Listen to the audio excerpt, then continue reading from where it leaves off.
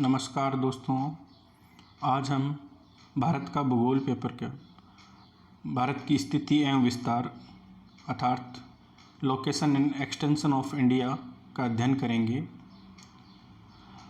अगर हम भारत को देखें तो भारत उत्तरी गोलार्ध में स्थित है। जैसा कि आप जानते हैं कि हमने संपूर्ण ग्लोब को दो भागों में डिवाइड करते हैं, उत्तरी गोलार्ध और दक्षिणी गोलार्ध। 0 डिग्री भूमध्य रेखा दो भागों में पूरे ग्लोब को डिवाइड करती है। और इस स्थिति में देखें तो भारत उत्तरी गोलार्ध में स्थित है और ईस्टर्न हेमिस्फीयर इसलिए बोला गया है क्योंकि 0 मानक रेखा से अगर हम देखें तो भारत आपका 90 डिग्री पूर्वी देशांतर मतलब पूर्व की ओर पड़ता है, इसलिए हम इसको नॉर्थ और ईस्टर्न हेमिस्फीयर में कह सकते हैं। अगर भारत की मुख्य भूमि का हम विस्तार देखें तो भारत की मुख्य भूमि का विस्तार अक्षांशीय विस्तार देखें तो 8 डिग्री 4 मिनट उत्तरी अक्षांश से लेकर 37 डिग्री 6 मिनट उत्तरी अक्षांश तक है। और देशांतरीय विस्तार अगर हम देखें तो 68 डिग्री 7 मिनट पूर्वी देशांतर से 97 डिग्री 25 मिनट इस पूर्वी देशांतर में स्थित है। अर्थात अगर हम पूरा ये देखें अक्षांशीय देशांतरीय विस्तार तो भारत का 30 डिग्री लगभग ये दोनों अक्षांश व देशांतरीय विस्तार है। और अगर हम इसके अंदर मुख्य भूमि से देखें तो ये आपका विस्तार है। अगर हम इसको और भारत के दक्षिणतम बिंदु अगर इंदिरा पॉइंट से देखें तो ये विस्तार भारत का 6 डिग्री 4 मिनट उत्तरी अक्षांश से स्टार्ट हो जाता है। अगर हम देखें तो भारत का उत्तरी जो सबसे उत्तरी को पॉइंट है वो है आपका इंदिरा कोल, जो कि आपका जम्मू और कश्मीर के अंदर स्थित है। और दक्षिणी पॉइंट जो है दक्षिणतम बिंदु जो भारत का है वो है आपका इंदिरा पॉइंट, जो कि आपका अंडमान निकोबार द्वीप समूह के दक्षिण में स्थित है।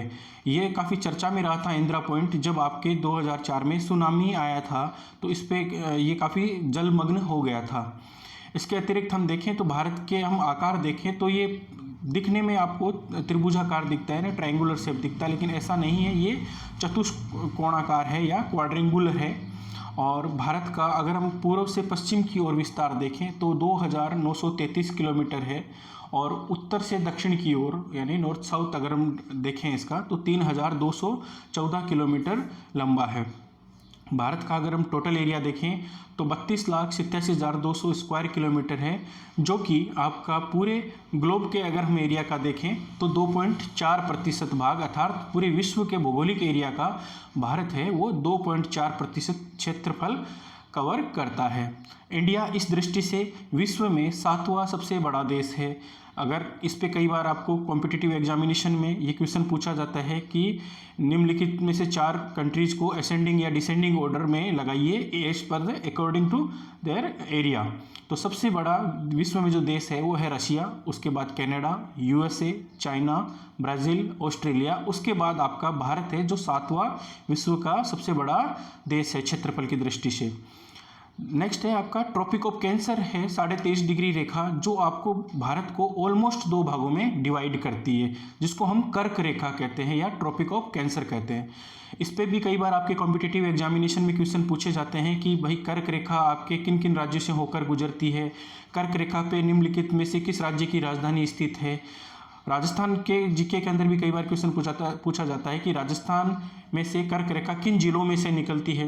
तो आइए देखते हैं भारत के किन राज्यों में से आपकी कर्क रेखा गुजरती है। अगर हम पश्चिम से स्टार्ट करें तो गुजरात में से निकलती है, फिर राजस्थान, मध्य प्रदेश, छत्तीसगढ़, झारखंड, वेस्ट बंगाल, त्रिपुरा, मिजोरम। तो इन सब राज्यों से होकर आपकी कर्क रेखा गुजरती है। इस पर अधिकतर आपके क्वेश्चन पूछे जाते हैं जीके के अंदर। नेक्स्ट है आपका 82.5 डिग्री ईस्ट लॉन्गिट्यूड, आपकी जो स्टैंडर्ड मेरिडियन है या मानक समय रेखा भारत की है वो आपके 82.5 डिग्री मानी गई है, जो आपकी 5.5 घंटे आगे है। किससे आगे है? ग्रीनविच मीन टाइम रेखा यानी 0 डिग्री रेखा जो आपके लंदन से होकर निकलती है। इससे हमारा जो मानक समय रेखा है वो 5.5 घंटे हम लोग आगे हैं। इससे ही हमारा देश का समय निर्धारण होता है। इस पे भी अधिकतर आपके कॉम्पिटिटिव एग्जामिनेशन में क्वेश्चन पूछे जाते हैं कि ये किस शहर से होकर गुजरता है। ये आपके उत्तर प्रदेश के मिर्ज़ापुर में आपका ये गुजरता है सबसे पहले मेरिडियन। इसके अतिरिक्त इस पे क्वेश्चन पूछा जाता है कि ये आपकी जो इंडियन स्टैंडर्ड मेरिडियन है वो किन किन राज्यों से होकर गुजरती है। तो हम देखें तो आपके उत्तर प्रदेश, मध्य प्रदेश, छत्तीसगढ़, उड़ीसा और आंध्र प्रदेश, इन राज्यों से होकर ये भारतीय मानक रेखा गुजरती है। नेक्स्ट है आपका, आइए हम डिस्कस करते हैं भारत की लैंड बाउंड्री के बारे में। लैंड बाउंड्री से मतलब है कि जो मुख्य भूमि पे जो आपकी सीमा है उसकी हम चर्चा करते हैं। तो इसकी अगर हम लंबाई देखें तो 15,200 किलोमीटर है। जो आप वाइट बॉर्डर देख पा रहे हैं ये आपका है मुख्य भूमि यानी लैंड बाउंड्री, जहाँ पे आपका तटीय इलाका ना होके समुद्री इलाका ना होकर तटीय इलाका है। तो इसकी मुख्य भूमि की लेंथ कितनी है? 15,200 किलोमीटर। और जो आप ग्रीन एरिया देख पा रहे हैं इसको बोलते हैं तटीय या कोस्ट लाइन। इसकी जो ग्रीन एरिया है इसकी लेंथ है आपके 6,100 किलोमीटर यानी 6100 किलोमीटर। इसको कोस्ट लाइन ऑफ मेनलैंड बोलते हैं। लेकिन इसके अंतर्गत अगर हम लक्षद्वीप और अंडमान निकोबार जो द्वीप समूह हैं इनको अगर हम इंक्लूड करते हैं तो टोटल जो आपकी कोस्ट लाइन है, total length of the coast line है उसकी आपका होगा 7,516 किलोमीटर। इस पर भी अधिकतर क्वेश्चन पूछे जाते हैं तो इसमें आपको कंफ्यूज नहीं होना है।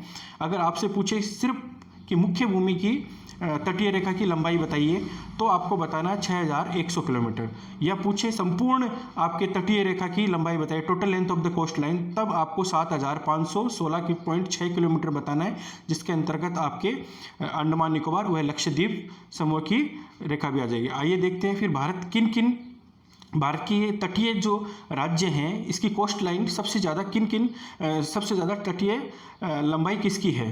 तो अंडमान निकोबार की सबसे ज़्यादा लंबाई है, जो कोस्ट लाइन की लंबाई है वो सबसे ज़्यादा है 1962 किलोमीटर। लेकिन जो क्वेश्चन पूछे जाते हैं वो आपके राज्यों से संबंधित पूछे जाते हैं कि किस राज्य की लंबाई तटीय लंबाई किसकी सबसे अधिकतम है। तो इसमें अगर हम देखें तो गुजरात राज्य की जो तटीय सीमा है वो सबसे लंबी है। अगर आप गुजरात के मैप को एटलस में लोकेट करेंगे तो आप देखेंगे उसका शेप बहुत ही है, लेकिन आपको अगर आप ढंग से नहीं देखेंगे तो आपको लगेगा अन्य राज्यों की लेंथ ज़्यादा लंबी है क्योंकि वो लीनियर पैटर्न में है, जबकि आपका गुजरात है उसका कर्व बने हुए हैं अलग अलग। तो इस हिसाब से देखें तो गुजरात की जो तटीय रेखा की लंबाई है 1214 किलोमीटर। तत्पश्चात आंध्र प्रदेश 973.7 किलोमीटर, तमिलनाडु, महाराष्ट्र। इस तरह से आपको ये क्रोनोलॉजिकल ऑर्डर आपको याद करना पड़ेगा कि भारत की तटीय रेखा की लंबाई सबसे अधिकतम किसकी है और न्यूनतम किसकी है। तो राज्यों में अगर हम देखिए यहाँ पे आपकी यूनियन टेरिटरीज हैं और राज्य भी हैं। तो सबसे न्यूनतम जो आपकी तटीय रेखा की लंबाई है वो आपकी है वेस्ट बंगाल की। यहाँ कंफ्यूज नहीं होना है क्योंकि अगर 4 ऑप्शन दिए हो और क्वेश्चन लिखा हुआ हो कि निम्नलिखित में से सबसे न्यूनतम तटीय रेखा की लंबाई किसकी है, किस राज्य की न्यूनतम लंबाई है। अगर आपके यहाँ पे लक्षद्वीप, पुडुचेरी और वेस्ट बंगाल दिया जाए तो आपको अगर क्वेश्चन की लैंग्वेज पढ़नी है, अगर उसमें दिया जाए कि निम्नलिखित में से लंबाई किसकी न्यूनतम है, तब आपको पुडुचेरी करना है। लेकिन अगर आपको कहा जाए कि निम्नलिखित में से किस राज्य की, तो राज्य के अंदर आपका वेस्ट बंगाल होगा सबसे न्यूनतम जिसकी तटीय लंबाई है। इस तरह से आपको ये टेबल थोड़ी देखनी पड़ेगी और एटलस में लोकेट करने पड़ेगा। अगर आप सबकी लेंथ देखें तो तटीय रेखा की तो 7,516.6 किलोमीटर है। नेक्स्ट हम देखते हैं कि इंडिया का जो लैंड बाउंड्रीज हैं इसमें आपके 2 तरह के क्वेश्चन बनते हैं कि किस देश के साथ में भारत की जो सीमा रेखा है सबसे लंबी किस देश के साथ लगती है। दूसरा क्वेश्चन बनता है कि निम्नलिखित में से किस राज्य की किन राज्यों की सीमा किस देश के साथ में लगती है। तो आइए देखते हैं। तो सबसे प्रथम जो आपका जो लंबा बॉर्डर है हम शेयर करता है इंडिया, वो है आपका बांग्लादेश के साथ में। अब इसमें 2 तरह के क्वेश्चन बनते हैं कि एक तो आपको कंट्रीज पूछ लेंगे, 4 कंट्रीज के नाम दे दिए जाएंगे और पूछेंगे कि किस कंट्रीज के साथ में इंडिया का सबसे अधिकतम या न्यूनतम बॉर्डर लगता है। तो हमारा इंडिया का बॉर्डर बांग्लादेश के साथ में हम सबसे ज़्यादा शेयर करते हैं, वो है 4,096.7 किलोमीटर। और इसके साथ में हमारे वेस्ट बंगाल, असम, मेघालय, त्रिपुरा और मिजोरम 5 राज्यों की सीमाएं इसके साथ में लगती है। तो ये आप जब एटलस में देखेंगे तो और आपको क्लियर हो जाएगा। तत्पश्चात हम जो भारत है वो चाइना के साथ बॉर्डर शेयर करता है। चाइना के साथ जो बॉर्डर शेयर करता है उसके अंदर हम एटलस में देखें तो देखेंगे जम्मू कश्मीर, हिमाचल प्रदेश, उत्तराखंड, सिक्किम, अरुणाचल प्रदेश, जो है ये राज्य आपके चाइना के साथ में बॉर्डर शेयर करते हैं। ये भी 5 राज्य हैं और ये आपके काफ़ी चर्चा में रहते हैं, जैसा आप सभी जानते हैं। पाकिस्तान के साथ में उत्तर में जम्मू कश्मीर, फिर पंजाब, फिर राजस्थान और गुजरात, 4 राज्य हैं जो आपके बॉर्डर शेयर करते हैं। इस बॉर्डर को आप क्या कहते हैं? Red Cliff. और चाइना के साथ जो बॉर्डर शेयर करते हैं उसको हम बोलते हैं मैकमोहन लाइन। नेक्स्ट राज्य है आपका नेपाल। नेपाल के साथ हम 1751 किलोमीटर लंबा बॉर्डर शेयर करते हैं, जो उत्तराखंड से स्टार्ट होता है, यूपी, बिहार, वेस्ट बंगाल, सिक्किम। यहाँ पे आपको कंफ्यूज नहीं होना है, हिमाचल के साथ आपका नेपाल बॉर्डर शेयर नहीं करता है। उत्तराखंड के साथ करता है, यूपी के साथ करता है, बिहार, वेस्ट बंगाल और सिक्किम। यहाँ पे एक बार आपको एटलस देख के अपने आप को क्लियर करना होगा, मैप देख के आप एक बार क्लियर हो जाएं। नेक्स्ट जो कंट्री है वह म्यांमार के साथ हम लोग 1643 किलोमीटर बॉर्डर शेयर करते हैं, जिसमें अरुणाचल प्रदेश, नागालैंड, मणिपुर, मिजोरम, चारों ही उत्तर पूर्व के राज्य हैं जो आपके म्यांमार के साथ में सीमा साझा करते हैं। नेक्स्ट कंट्री है आपका भूटान, जिसके साथ में हम 699 किलोमीटर की सीमा शेयर करते हैं। और सिक्किम, पश्चिम बंगाल, असम, अरुणाचल प्रदेश, 4 राज्य हैं जिनकी सीमाएं आपके भूटान के साथ लगती है। और अंतिम राज्य है देश है वो है अफगानिस्तान, जिसके साथ मात्र 106 किलोमीटर लंबा बॉर्डर है, लेकिन इसको हम डुरून लाइन भी कहते हैं।